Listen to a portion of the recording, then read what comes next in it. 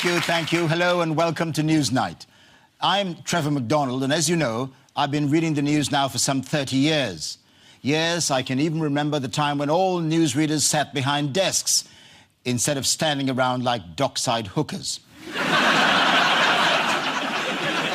During the past 3 decades, I've witnessed a number of momentous world events, and people often ask me, where were you when you heard the news about 9/11? And I say, I was telling you it happened, you idiot. I'm a newsreader. Stories making the headlines tonight. Not to be outdone by David Cameron's windmill, Ming Campbell enlists the aid of young Liberal Democrats to provide energy for his stair lift. The young Sunderland football fan who played truant from school just to hear Gordon Brown speak finds almost the perfect hiding place.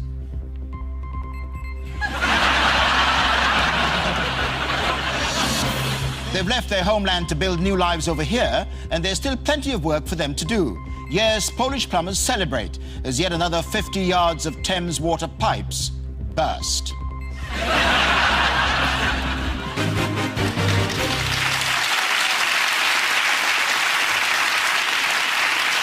Providing expert analysis of the major news stories of the past 7 days is my news team, Marcus Brigstock, Frankie Boyle and Clive Anderson.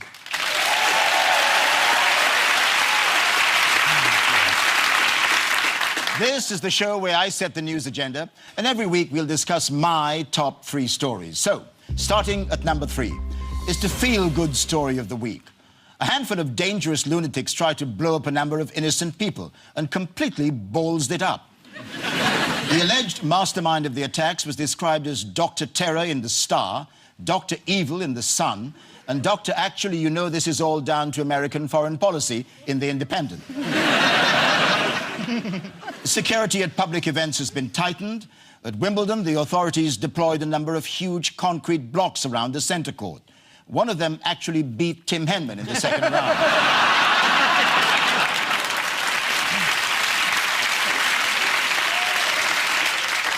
Frankie, you were from Glasgow. What do you make of the way Glaswegians reacted to the terror attack? Well, if I had to pick a city in the world where I could depend on one of the locals to punch a burning man... to punch a man who's on fire... We should get a photo of that blown up and put it at all the Scottish airports to welcome people, and underneath it should have the words, Scotland welcomes careful drivers.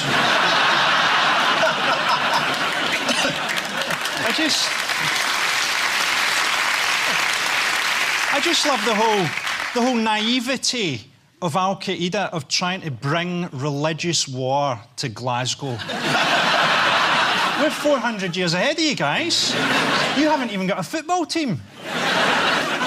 There's a very sort of snotty approach to the whole thing for about a day from the government and BBC reporters, because they're saying, oh, well, there's somebody, an Asian man who set himself on fire, has driven into Glasgow airport, but we're not connecting this with a real terrorist attack. This could be just like Glasgow gang warfare. I don't think so. I mean, it can be a bit rough, Glasgow, but driving into the airport, setting yourself on... Seriously, Clive, that could be a stag night.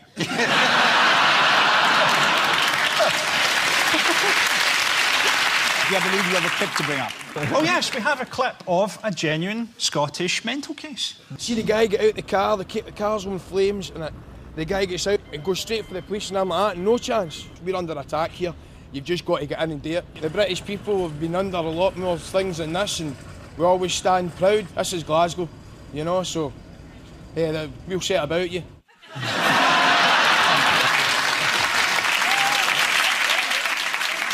Well, there's a different guy ran in and kicked him in the balls, and then apparently said he was surprised that the burning man didn't go down. And that's... I kicked burning terrorists so hard in the balls that I tore a tendon. That's ambiguous. Have balls got tendons?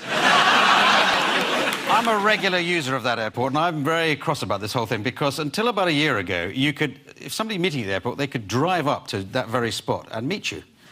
Oh, about a year ago, they brought in new security regulations, meant the cars had to stay back way down there, clearing the road. So the security regulations made it easier to attack. I'm guessing that these aren't following the regulations kind of No, but the cars would be in the way. All the regular people's cars would be in the way. You wouldn't be able to force your way through. It was absolutely challenging. But now there's a clear space.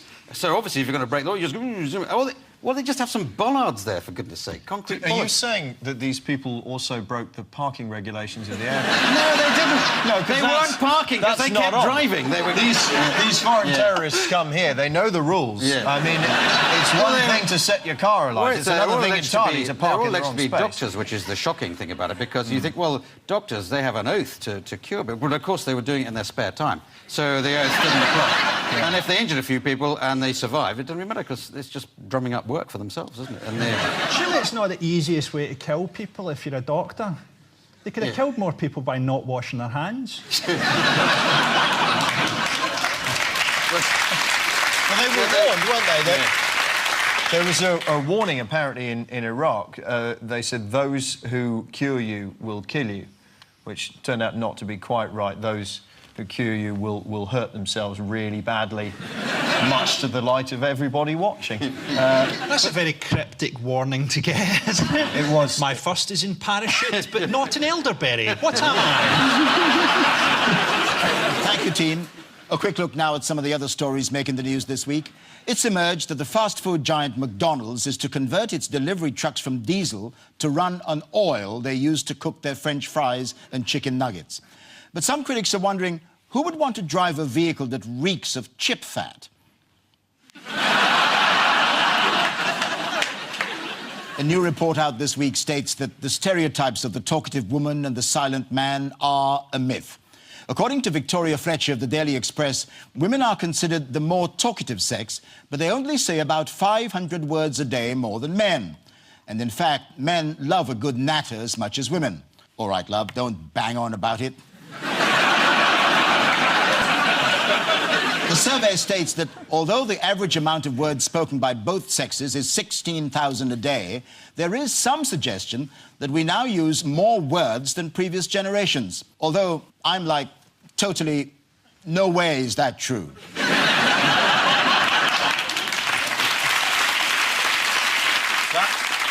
That round of applause is because you made that look so white. Well done. Let's move on now to Aren't Furry Animals Brilliant? Where would television news programs be without footage of cuddly animals doing something cute? Take a look at this ingenious escape masterminded by two pandas in Shanghai Zoo.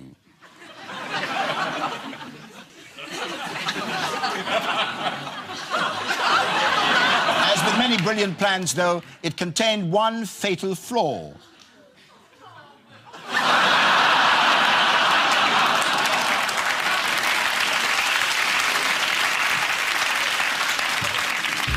So it's time now for the second of my top three stories of the week, and at number two, it's a BBC documentary which attempts to show Cherie Blair as a normal person. Cherie left Downing Street telling the world's media, "We won't miss you." Within days, she was starring in her own hour-long special on BBC One. I didn't see it myself. I was watching When Insects Attack on Bravo. The BBC special claimed that Tony calls his wife the Gobby Scouser. So he doesn't lie about everything, then. Marcus, you've been keeping a close eye on proceedings. Well, the thing that really caught my eye, Sir Trev, was she was given an entire hour to convince everybody after 10 years of being a bit bonkers that she isn't bonkers. And I have to say, it didn't work brilliantly. This was her main defence. Well, the thing about it is, I mean, you know, I kept thinking, well, I'm not bonkers. Anyone who knows me knows I'm not bonkers. Do you see? It's not a great sign, is it? If you keep thinking, I'm not bonkers. I'm not bonkers. My friends say I'm crazy, but I'm not bonkers. I think that's quite a good sign.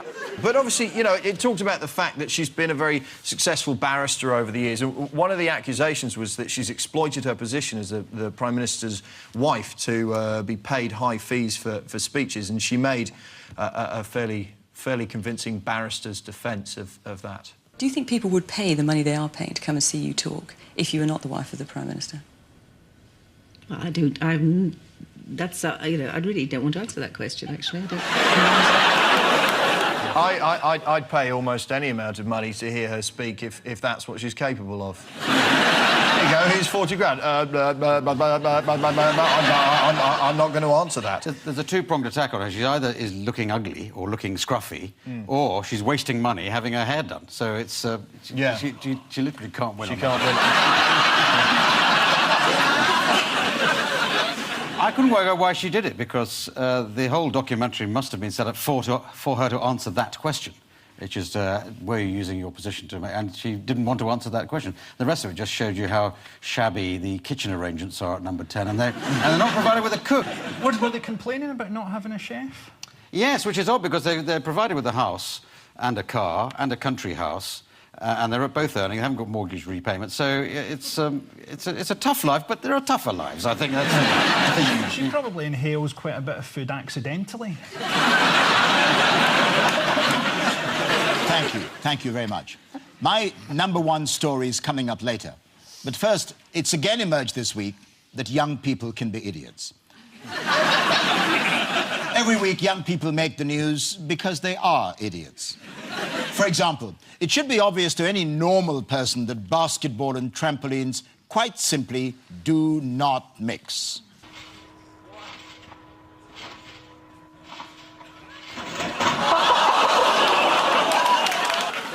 Now, you'd think you have to go a very long way to find another example of idiotic behavior involving a basketball hoop.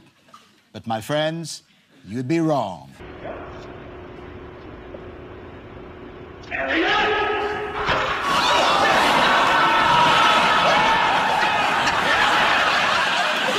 Well, what a lot of fun that was. Coming up on Newsnight, as a huge container ship breaks up off the Florida coast, marine biologists fear its cargo of Viagra may have contaminated the surrounding ocean.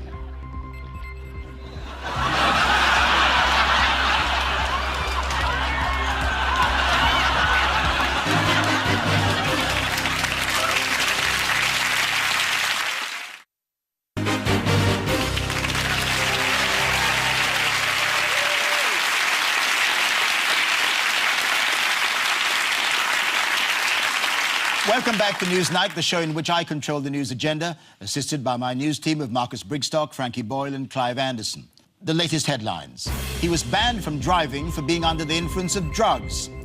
Sir George Michael is now cycling home.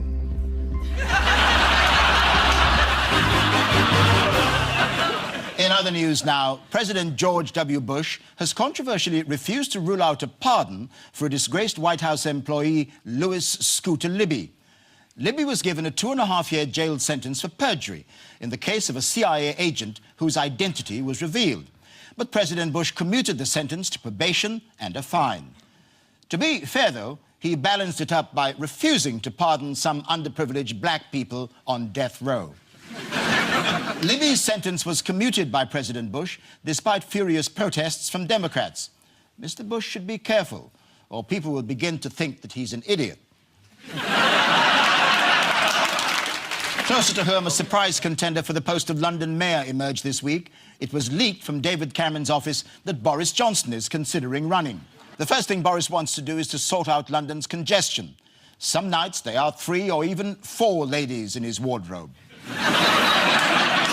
It's now time once again for Planet Stupid. So where in the world have people been doing extremely stupid things this week? Clive, where are you taking us? I'm taking you to London, Sir Trevor. And this is CCTV footage of somebody attempting a bank robbery. There he is, he just arrived, he's going to stick up the bank, and he's going to demand money. It hasn't worked out that this is a high-tech bank, so when he demands money, eventually you'll see that a barrier comes down when they press the... there it goes. So, no, it's not yet, so he's going to leave. Out the door, I'm going to get out, oh, no! The door must be cunningly locked in some way by the automatic thing, so he can't get out whatever he tries. However he tries to force it and push into it, he can't make it work. He is completely flummoxed. He can't work it out until a little old lady points out, you push the door.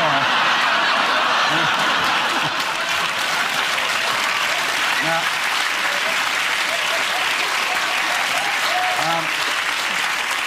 So there's enough. I have some sympathy with that, because in moments of panic and stress, you can't remember whether to push or pull. It's worth trying both, you know, on the off chance.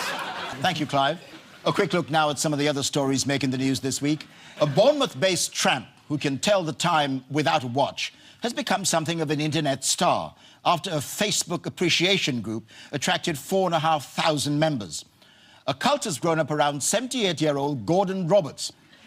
Gordon has become such a firm favourite with local youths that they now set him on fire only once a fortnight. Clearly, Gordon Roberts is an excellent tramp, but just how good is he? It's time now to play Top Tramps. Which of this pair of scruffy down-and-outs is the top tramp? Gordon Roberts or out on his air in a caravan site, Pete Doherty? Well, in the first place, only one of these hobos has had sex with Kate Moss. Although, if you're watching the Thursday repeat, the other one may well have moved in by now. Gordon the tramp doesn't have a watch because, as we said, he can tell the time by the sun. Pete doesn't have a watch because he pawned it for heroin. For Gordon the tramp, cold turkey is something he gets out of a dustbin. For Pete, cold turkey is the woman he's been going out with for the past 2 years.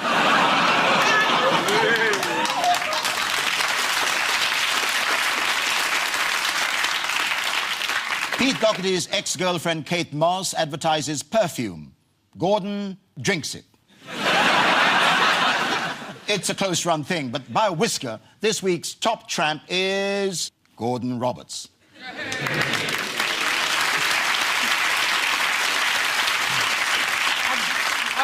I've always thought Pete Doherty's quite fat for a heroin addict. What's he cutting his heroin with? The hollandaise sauce? Probably. Okay. It's time now for my #1 story of the week, the continuing mess that is British summertime. Northern England has been particularly badly hit by torrential rain and floods. In Hull, there were hundreds of discarded washing machines and sofas in people's front gardens. And then the floods struck.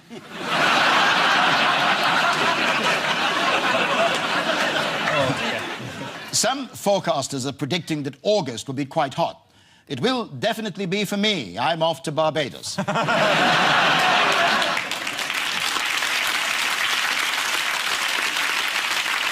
Marcus, you're a keen observer of the weather. On what can we blame this flooding? I don't want to trivialise the floods because we'll lose viewers in the north. They'll be swimming over to their tellies now and lifting them out of the quagmire. Now, they're estimating the damage, the claims for damage have come in at £1.5 billion, although 2 Polish lads are prepared to do it for 30 quid. They've been very annoyed up in places like Hull that politicians haven't shown sufficient interest. People like Prince Charles have apparently been showing much greater, deeper concern. Yes, Prince Charles went up to, I think, went to Doncaster. We've got a picture of him. There he is being carried in his sedan boat. Oh, look, this is lovely. Isn't usually underwater. How marvellous. What's the fishing like? I think it'd be good to be a fisherman in Hull at the moment. Did you catch it in today? Aye, you're DVD player. Apparently, he was required to wear protective overshoes and wash with disinfectant, but that's standard procedure for any royal visiting the north of England. Loads of people are not insured, and the general view on sort of phone-ins and stuff has been, well, if they're not insured, screw them. I mean, these people have lost everything. In fact, Churchill Insurance have put a ban on selling insurance to people living in Yorkshire. So that's just outrageous. Imagine if you're that Yorkshire person phoning, hello, I live in Yorkshire, can I have insurance? Oh, no. It's not very nice, is it? Actually, at Wimbledon, the rain delayed play between Venus Williams and Maria Sharapova in the mixed singles. So. Did they? It's true. Venus Williams' shorts got so wet you could see her testicles. Is Wimbledon on? As a Scotsman, I'm so bored by tennis, I could almost punch a hole through time. Only because your lightweight's pulled out. Oh, I've got a hurt wrist, says the teenage tennis player. Who's ever heard of a Scottish tennis player? Murray, for heaven's sake, come on. Yeah, no, but he's Andy like Murray. the only person in Scotland who's ever played tennis. I've not checked my Nostradamus, but isn't him being British #1 a harbinger of the apocalypse? The only time I'd previously seen a Scottish guy playing tennis, it was someone playing charades attempting to mime the word homosexual.